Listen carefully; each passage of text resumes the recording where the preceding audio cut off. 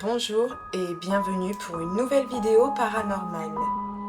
Cette semaine, la vidéo paranormale parlera des fantômes du Trianon. Les deux jeunes femmes qui seront témoins de cette histoire paranormale quitteront le château de Versailles à toute vitesse et sous la panique et commenceront leurs recherches.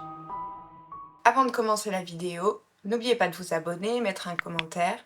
Mettez-vous dans le noir et on est parti.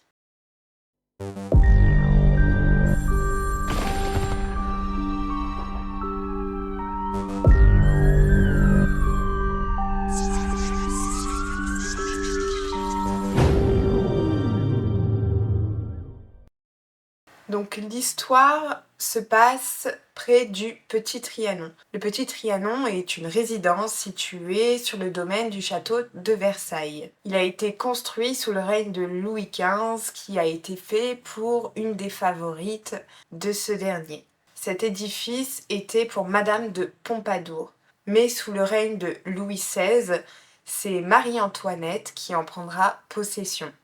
Si je vous donne ces détails, c'est que c'est important pour le récit que je vais vous faire. Donc l'histoire, c'est Miss Morbelly et Miss Jourdain, qui sont connues sous le nom de Charlotte Anne Morbelly et Éléonore Jourdain.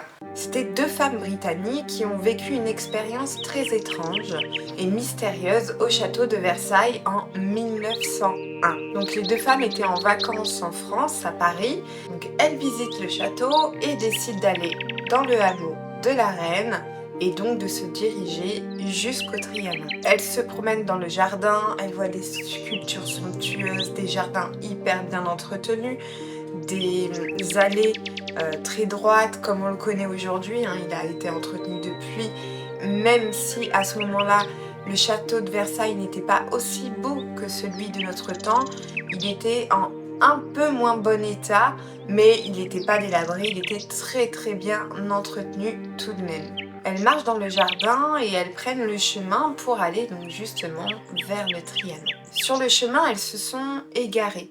Elles reconnaissaient pas trop les lieux et contrairement à ce qu'elles avaient vu précédemment, elles avaient l'impression de ne pas avoir pris le bon chemin. Elles sentaient une atmosphère étrange, des bruits qui n'étaient pas habituels et une luminosité diffuse. Les sons qui étaient autour d'elles tout au long de leur visite avec les visiteurs semblaient s'étouffer au fur et à mesure qu'elles marchaient sur le chemin sinueux. Elles ont remarqué également que les oiseaux avaient arrêté de chanter.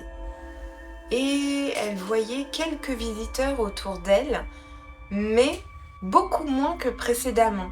Elles continuent d'avancer tranquillement sur leur chemin et se disent qu'elles vont forcément retomber sur l'allée principale. Elles disent, alors qu'on marchait dans le jardin, on remarqua que les paysages semblaient différents que ce qu'on avait vu précédemment. Les arbres semblaient plus petits, plus jeunes et la végétation était plus dense que d'habitude. On a également noté une absence de bruit avec ce silence étrange qui régnait autour de nous. Le chemin qu'on a pris semblait sinueux et très peu fréquenté. Nous avons rencontré que très peu de visiteurs et qui étaient inhabituels pour un site touristique aussi populaire que Versailles. Les personnes qu'on a croisées semblaient elles-mêmes figées dans le temps, presque comme des statues vivantes. Au fur et à mesure qu'on avançait, on a remarqué des détails qui semblaient inappropriés à l'époque contemporaine. Les costumes des personnes que nous avons croisées étaient assez particuliers. À un moment, on a même rencontré une femme qui était habillée avec une robe rococo typique du XVIIIe siècle. On n'a pas trop prêté attention à cette femme sur le côté, bien que nous l'avons regardée, mais elle semblait comme évanouie, comme figée dans le temps. Cela nous a surpris, mais on a décidé tout de même de continuer notre épopée. Cette femme portait des bijoux, notamment des colliers de perles et des boucles d'oreilles étincelantes. Sa robe, elle était en satin de couleur pâle, avec des ornements et des broderies luxueuses. Sur leur chemin, Miss Morbelly et Miss Jourdain croisent d'autres personnes, des femmes et des hommes. Les femmes portaient de longues robes poudrées, tandis que les hommes étaient vêtus de vestes à basques et de perruques. Les vêtements semblaient clairement d'une autre époque, et les personnes paraissaient immobiles et sans vie. Elles ont commencé à regarder autour d'elles et elles disent avoir remarqué des bâtiments et des édifices en ruine. Des bâtiments qui semblaient complètement délabrés, ce qui contrastait totalement avec l'état de conservation habituel du château de Versailles. Ces ruines autour d'elles donnaient une atmosphère de décrépitude et de négligence, ce qui les mettait assez mal à l'aise. Il y avait même un kiosque chinois qui était une toute petite structure architecturale de style oriental, qui était typique de l'esthétique chinoise et qui était très répandue en France à cette époque. Le kiosque était richement décoré avec des éléments de boiserie sculptés et des ornements colorés. Il était situé dans un endroit très spécifique du jardin du château de Versailles. Elles ont également traversé des ponts et des ruisseaux tout au long de leur chemin. Lorsqu'elles ont visité préalablement les jardins, qui étaient magnifiques, ces ruisseaux n'étaient pas présents. Ça accentuait leur mal-être et leur malaise. Elles ont croisé également un obélisque sur leur chemin qui était en 1901 à un endroit tout à fait différent. Il avait été déplacé. Et ça aussi, ça les a surprises parce qu'elles l'ont vu précédemment à un autre endroit. Elles ont également vu des statues qu'elles n'avaient pas vues auparavant autour du château de Versailles et qui semblaient figées dans le temps et qui correspondaient plus à l'époque contemporaine. Elles ont décrit vraiment les statues en mauvais état, elles n'étaient pas entretenues, elles étaient pleines de mousse, elles étaient vraiment délabrées. Et d'ailleurs, la plupart des parties des statues étaient manquantes. Il manquait soit un bras, soit une tête, une jambe, ou quand il manquait pas un membre à part entière, elles étaient cassées d'une façon ou d'une autre.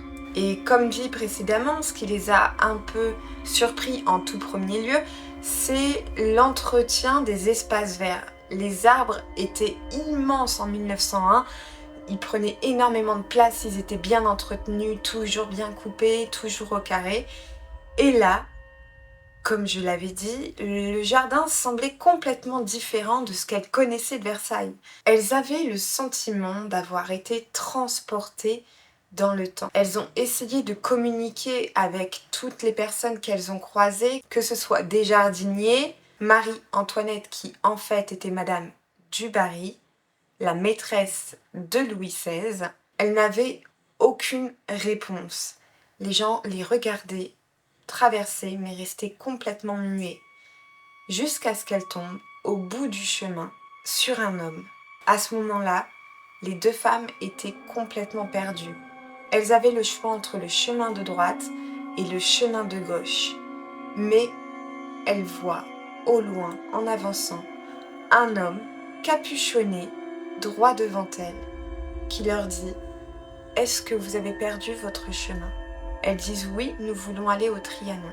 Prenez ce chemin, partez vite. » Elles avancent jusqu'au Trianon, elles arrivent sur place. Et lorsqu'elles se retournent, tout était redevenu comme avant. Il n'y avait plus une seule trace de ce qu'elles venaient de voir. Le chemin était bien entretenu, plus de statues, plus d'édifices, plus de kiosques, plus de ruines. Tout était nickel. Après avoir constaté ça, sans surprise, elles sont parties en panique du château de Versailles et en courant. Elles sont rentrées à Paris dans leur hôtel et ont fait beaucoup de recherches là-dessus pour essayer de comprendre ce qui s'était passé. Suite à leurs expériences, elles ont écrit un livre qui s'appelle Anne Adventure. Je vais pas le dire avec l'accent parce qu'en anglais je suis une quiche. Et elles ont relaté tous les faits, tout ce qui s'est passé. Ça a été étudié par beaucoup d'historiens, de scientifiques, de mystiques aussi, pour savoir un peu ce qui s'est passé. Bien que beaucoup d'informations ont été controversées et certains détails qu'elles ont donnés ne semblaient pas correspondre avec l'époque, il a été retrouvé par des historiens des plans où les édifices qu'elles ont vus en ruine existaient vraiment et le kiosque chinois également. Ces historiens ont dû aller dans les archives de Versailles pour pouvoir les avoir et donc il était impossible pour Madame Jourdain et Madame Morbelli d'avoir ces informations. Dans leur livre, elles expliquent évidemment plus en détail tout ce qu'elles ont vu, toutes les recherches qu'elles ont fait et tous les éléments qui ont fait qu'elles ont vraiment eu peur, surtout ce dernier homme qu'elles ont croisé et qui leur a dit « passez votre chemin ». Et le plus troublant encore, c'est qu'elles arrivent devant le Trianon, elles se retournent et elles se rendent compte que tout est comme avant. Tout ce qu'elles ont traversé n'existe pas. Ça doit être juste dingue. Donc leur livre qu'elles ont écrit, toutes les deux, est sorti en 1911, 10 ans après les événements. Donc si vous souhaitez en savoir plus, vous pouvez le retrouver. En français, il s'appelle Les fantômes de Versailles. Non, Les fantômes du Trianon, pardon. Et donc il a été traduit en français. Donc si vous voulez le lire pour avoir beaucoup plus de détails, vous pouvez le faire. Moi en tout cas j'étais contente de vous raconter cette histoire, j'espère que vous ne la connaissiez pas. N'hésitez pas à vous abonner et je vous dis à la semaine prochaine pour une nouvelle vidéo.